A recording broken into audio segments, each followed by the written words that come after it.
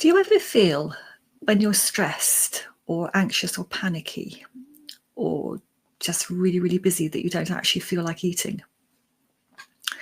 There's a physiological reason for this, and I'm going to explain what that is and how you can get past that. I'm Julie Babbis. I'm a nutritional therapy practitioner, a nutrition and health coach, and a certified NLP practitioner.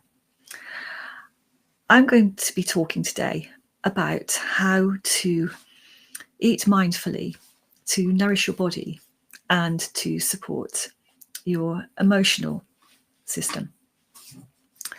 When we're rushing around, busy, anxious, worried about things, living in the future, not in the present, we're in a nervous system state called sympathetic, otherwise known as fight, flight, freeze. And in this state, the body diverts its resources away from digestion and away from sleep towards enabling itself to run, to fight, and to deal with what it perceives as danger. So blood is diverted away from the digestive system towards the muscles and the heart and the lungs. The production of enzymes and digestive acid is slowed down. The muscles that enable the digestive system to work, that move food through the digestive tract, actually slow down. So if you think about that, it's no wonder that if you're stressed, you tend not to feel like eating. So I'm going to share 5 tips with you to enable you to get past that, to enjoy your food mindfully and consciously, and to use your meal times as an opportunity not just to nourish the body, but to reset your nervous system. So the first thing I'm going to invite you to do is about 20 minutes before you start your meal is to start thinking about food. What are you going to eat? What does it look like? Imagine the colours. Imagine the shapes. What does it taste like? Imagine the flavours. Imagine how they feel in your mouth. Is it salty? Is it sweet? Is it umami? Is it bitter? And imagine all of those tastes. Imagine the textures as you chew. Is it soft? Is it crunchy? Is it chewy? And imagine how it feels in your mouth. And even just talking about this, I'm actually salivating, which is the purpose of the exercise, because digestion starts in the brain. As you think about food, your brain is stimulating the saliva glands in the mouth to produce saliva, which starts preparing for digestion. Saliva contains digestive enzymes such as amylase, which start breaking down food as you chew it. It also lubricates food. It adds water to make it much easier to swallow. If you have a dry mouth, for example, you will know that it's not that easy to eat sometimes. So the more saliva that you produce, the easier it makes the chewing and swallowing process. This part of digestion, called the cephalic part of digestion, or the brain part of digestion, also triggers the stomach to start producing stomach acid and digestive enzymes to start working on the food that you swallow as soon as it gets to your stomach. And this is really important because this is what enables your body to continue the process of breaking down food to enable it to start absorbing the nutrients from it. So really take the time, each meal time, to imagine and start enjoying in your brain what you're going to eat. The next step is preparing the food.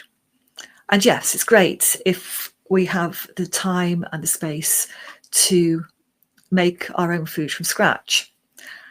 And if you are cooking from scratch, I encourage you to see that as a pleasure, as something enjoyable, and not as a chore. We don't want to be in a chore, thinking of it as a chore, doing something we don't want to do, therefore that's stressful. It's something pleasurable. It's taking time.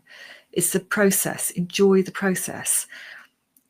Enjoy seeing the colours of the different foods, of fruit or vegetables, not meat or non-animal protein. Be aware of the different textures of the foods as you're cutting them, as you're preparing them. Notice and enjoy the smells as you're cooking. If you are not able to do that, if you're eating out and about, you're buying pre-bought food, you can still take that time to replicate, if you like, that process. So instead of grabbing a sandwich, ripping off the packaging and stuffing it in your mouth, take the time to enjoy choosing it. Take it to the table, unwrap it mindfully, put it on a plate. Or if you're in a fast food outlet, put it on a napkin so that you can inhale the flavours before you even start eating it. The next step is sit down to eat. This is vitally important. The act of sitting down sends subliminal systems to your body that I'm safe, I don't have to run, there isn't a saber-toothed tiger about to attack me. I can take the time to eat and give my resources to the digestive processes. So taking the time to sit down and enjoy your food also supports your nervous system. It pushes it towards the parasympathetic, which is where we want it to be, in rest and digest. The next step is to chew each mouthful really, really thoroughly. And I would say a minimum of 20 times, preferably 30 times. So take a mouthful of food. If you're eating with a knife and fork, put your cutlery down. If you're eating finger food, put it down on the plate and chew thoroughly. Enjoy the flavours, savour the flavour. Enjoy the texture. Take the time to appreciate the food that you're eating. And do that for every mouthful.